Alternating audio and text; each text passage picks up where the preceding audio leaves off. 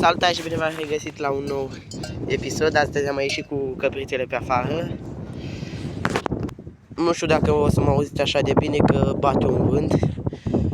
E foarte frig și bate vântul. Am mai ieșit, stau 10 minute, un sfert de oră cu ele pe afară și după aia intru în grajd.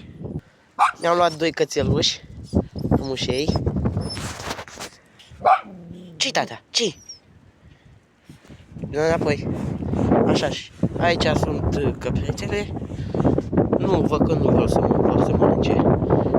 Revin când o să le dau apă din graj, că nu pot stau acum să filmez, că e frig. Le bag înapoi.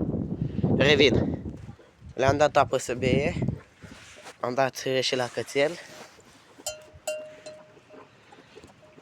Și cam acesta a fost videoclipul de azi. Vă mulțumesc frumos pentru toată susținerea. Și îi mulțumesc lui X-Editor. La revedere, ne vedem în celălalt episod.